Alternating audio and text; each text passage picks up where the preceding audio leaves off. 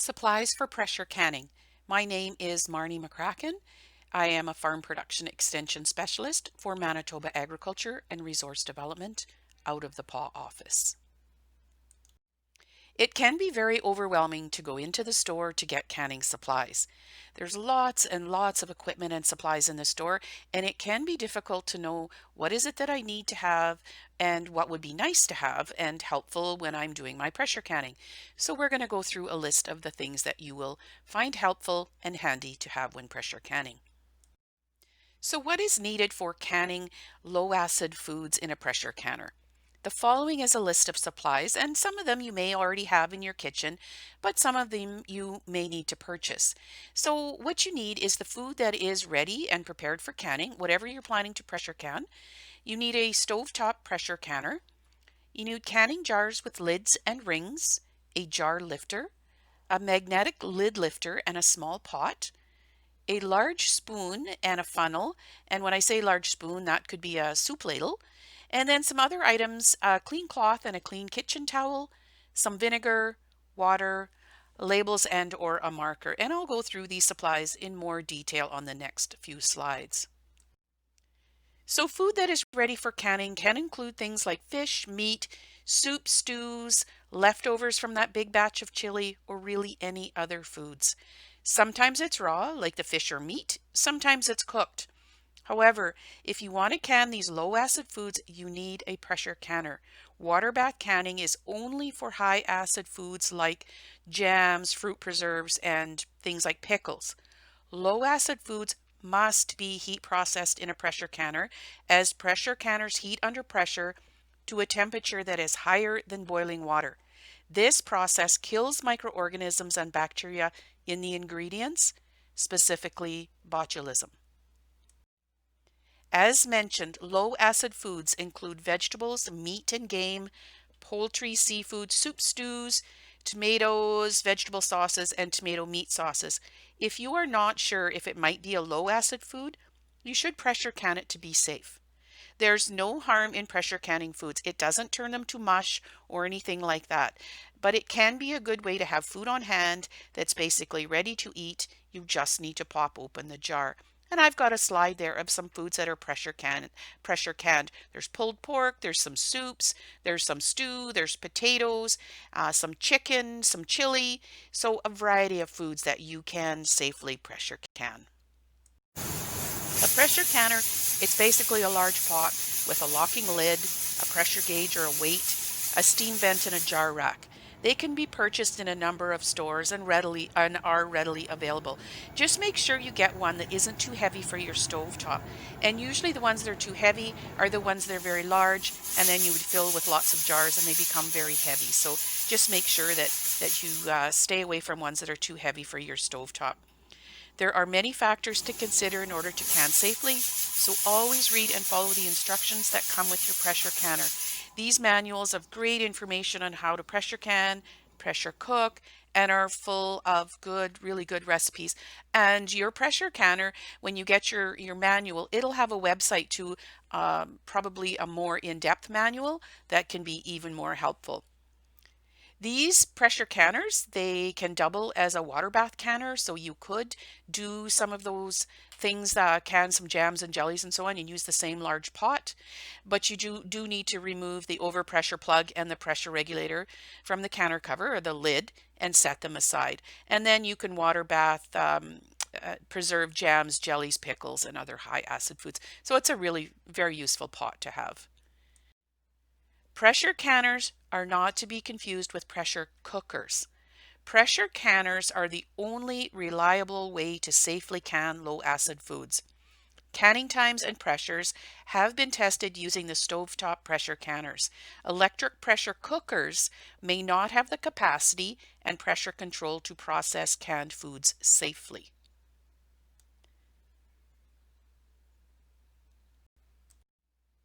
Along with stovetop pressure canners, electric pressure cookers are excellent for pressure cooking a wide variety of foods.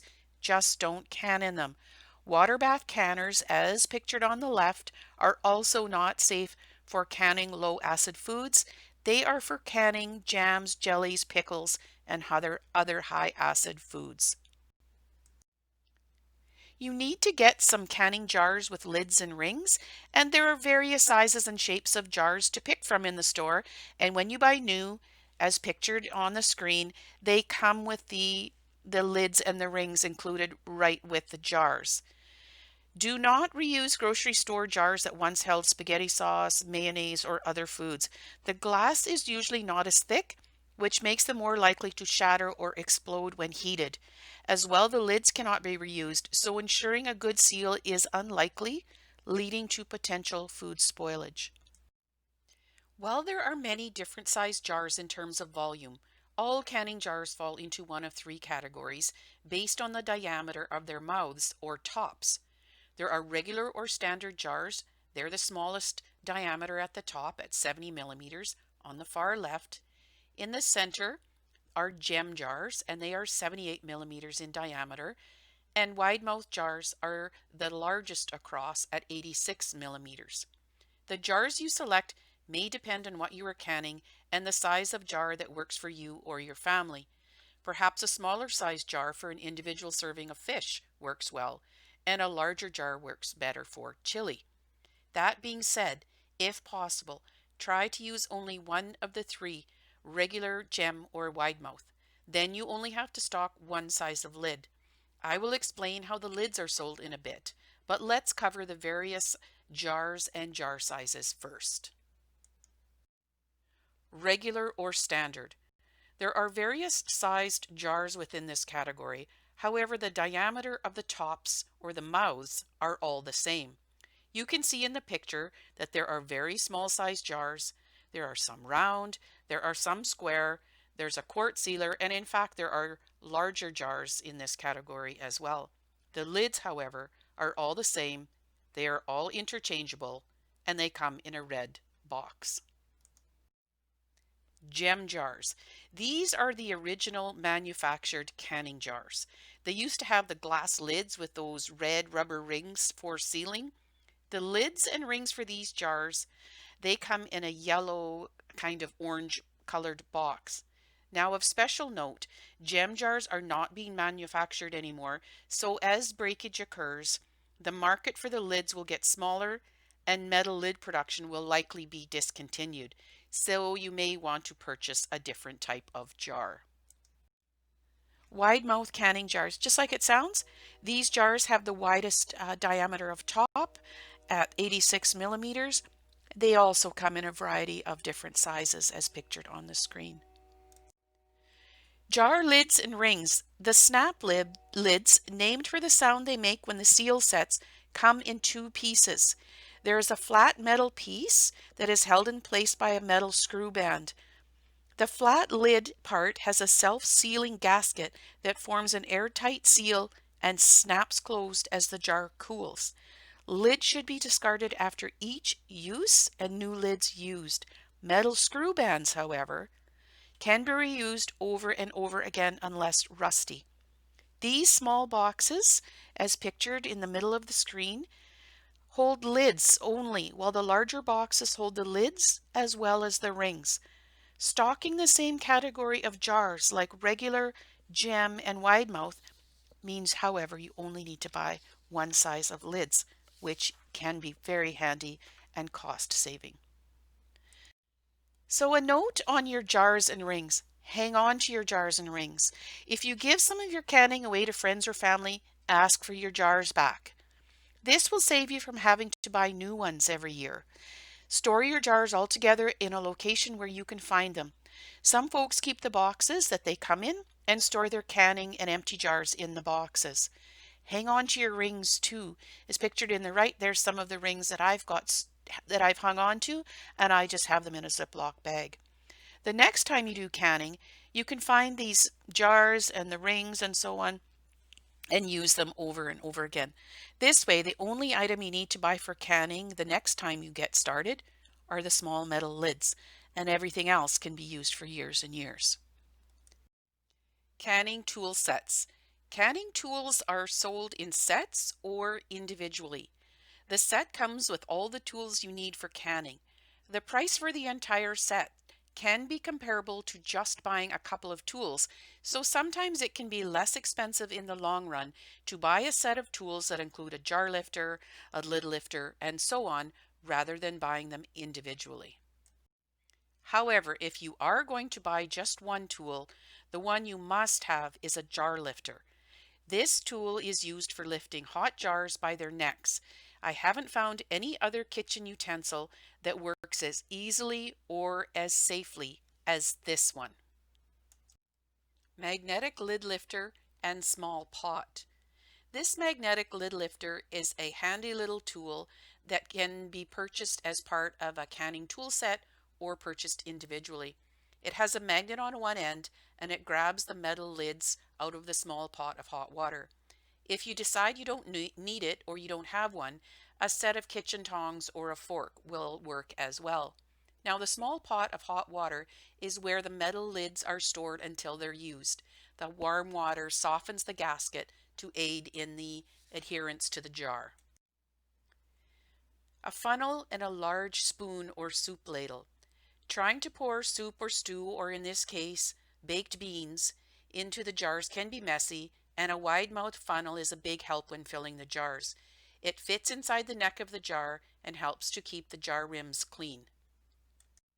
Some miscellaneous supplies that come in handy and you probably have in your kitchen will include a clean cloth and a clean kitchen towel. The clean lint-free cloth or even a paper towel is used to wipe and clean the jar rims before putting the metal lids onto them.